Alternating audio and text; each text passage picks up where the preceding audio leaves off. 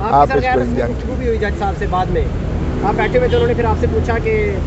آپ کس لیے بیٹھے ہیں، یا وہ کیا گفتگو ہوئی؟ وہ یہ تھا کہ میں نے کہا جی میں آپ کو یہ بتانا بھول گیا کہ آج 12 بجے ہمیں طلب کیا ہوا ہے، تو اس لیے مہربانی کیجئے گا کہ آپ اس کو انجنکٹ کر دیں، اس کو جو ہے سسپینڈ کر دیں، تاکہ ایک پرائم منسٹر، سابقہ پرائم منسٹر، یہ عمران خان کی بات نہیں ہے، کل کو شہباز شریف اسی طرح پیشیاں بھگتے گا، اور جو آنے والا پرائم منسٹر ہوگا اسی طرح پھر یہی ہوگا اس کے ساتھ۔ تو یہ بات ہے 25 کروڑ عوام کے ایک چیف ایگزیکٹو کی بات ہے، تو اس لیے میں نے کہا کہ مہربانی کیجئے گا اسے یہ اس کو پریسیڈنٹ نہ بنانے دیں، اور 25 کروڑ عوام کی جو ہے وہ ایک پولیس آفیسر کے ہاتھ میں وہ مت دیں کہ وہ ذلیل و خوار ہوتا رہے اور وہ باز پرس اس کو کرتے رہیں ان معاملات میں جو معاملات متنازع ہیں ہی نہیں، کیونکہ سائفر متنازع نہیں ہے، سائفر کی تصدیق NCC کر چکی، ایک دفعہ نہیں 2 مرتبہ کر چکی، اور blatant interference into the affairs of Pakistan, یہ الفاظ تھے۔ اس کے بعد کمیونیکے جو NCC کا شہباز شریف کی موجودگی میں بھی کیا گیا، جس میں خواجہ آصف تھے اور سارے عسکری قیادت تھی، اور پچھلے سابقہ وزیر اعظم میں بھی اسی کی 2 مرتبہ تصدیق ہوئی، تو پھر کس چیز کی انکوائری ہو رہی ہے بھائی؟ تو اس لیے میں نے یہ کہا، اور بعد میں جو آپ فرما رہے ہیں میں نے صرف یہ یاد دہانی کروائی، کیونکہ حکم کے لیے انہوں نے رکھا ہے، آرڈرز کے لیے، تو میں نے کہا جی 12 بجے سے پہلے کیجئے گا مہربانی کر۔ جی سر شروع کیے گا سر، آج کے کیسز کے حوالے سے تھوڑا سا بتائیے گا، کون کون سے کیسز تھے اور کیا ریلیز ہو رہا ہے؟ یہ ریاستی آداب کا ملحوظ رکھنا ہوتا ہے۔ اب ایک وزیر اعظم اگر اپنے پرنسپل سیکرٹری سے کوئی بات کرتا ہے اور وہ اگر اس میں بھی ٹیپنگ ہوتی ہے،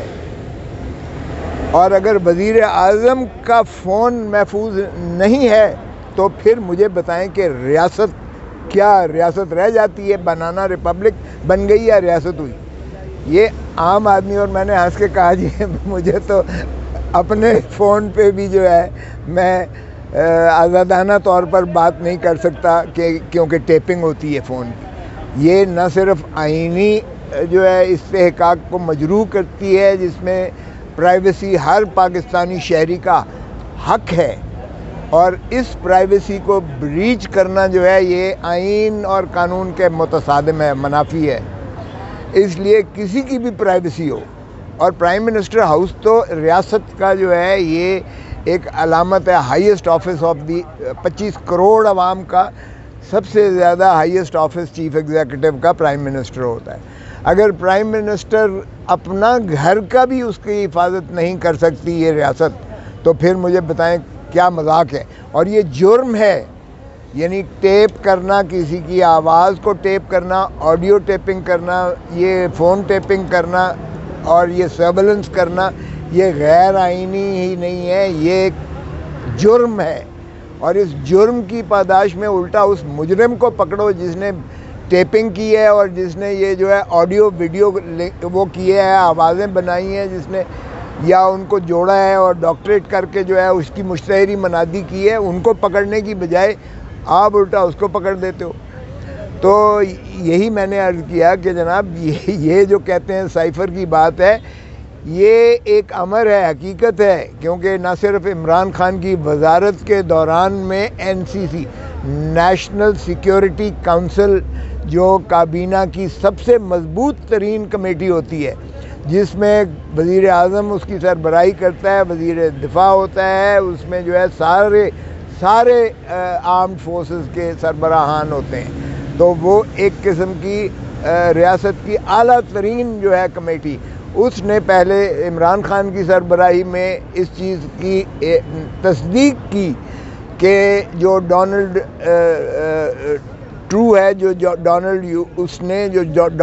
لو نے جو عبد المجید امبیسڈر پاکستانی امریکہ میں تھا، جو اس نے اس کو جو فرمودات کی ہیں، اور جو سائفر یا جو لیٹر جو ہے عبد المجید امبیسڈر نے بھیجا تھا، وہ انہوں نے اس کی شدید مذمت کی کہ یہ پاکستان کے اندرونی معاملات میں یہ مداخلت کرنے کے مترادف ہے،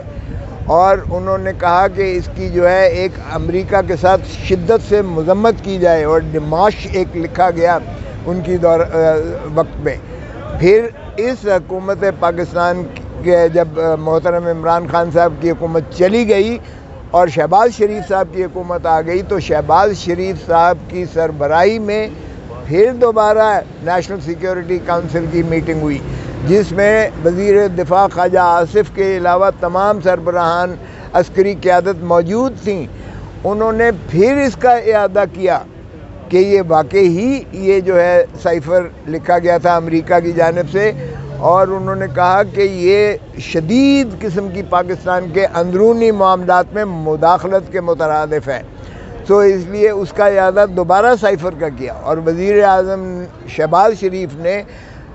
نیشنل اسمبلی میں تقریر کرتے ہوئے کہا کہ یہ جو سائفر ہے یہ اس کی تصدیق ہے، یہ مداخلت ہے پاکستان کے معاملے میں، ہم نے ڈماش کر دیا ہے، لیکن یہ سازش نہیں تھی۔ تو میں نے کہا کہ یہ ٹھیک ہے، یہ ایک سیاسی بیانیہ تھا جو محترم عمران خان صاحب کا تھا، اس سے دوسرے فریق نے اس سے ظاہر ہے کہ اس کی مخاصمت کی، اس کی ضد میں بات کی، یہ ان کا سیاسی مسئلہ ہے کہ کیا وہ مداخلت تھی۔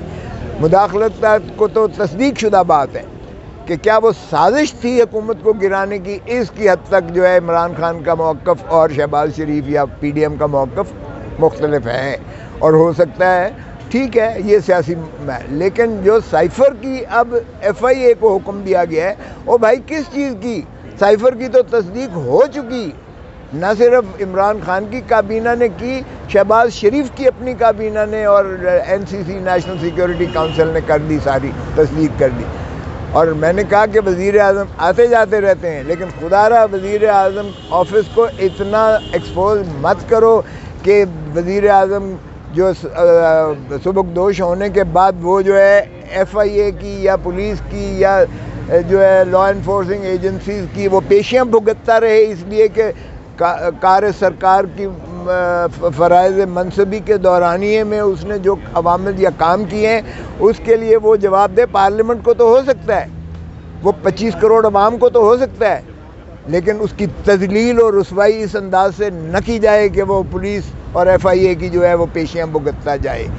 تو اس لیے میں نے کہا کہ ہم نے ہائی کورٹ میں، لاہور ہائی کورٹ میں یہ نالش کی تھی، لاہور ہائی کورٹ نے نوٹس کو معطل کر دیا تھا، اور انہوں نے کہا کہ کوئی اور کارروائی اس معاملے میں نہیں ہوگی، لیکن انہوں نے سرکار نے یک طرفہ وہاں ویکیشن آف اسٹے کر کے وہ آرڈر اس بنا پر ویکیٹ کروا لیا کہ یہ چونکہ جو نوٹس ایشو ہوا ہے یہ اسلام آباد میں ہوا ہے، ایف آئی اے کی ٹیم اسلام آباد میں انکوائری کر رہی ہے،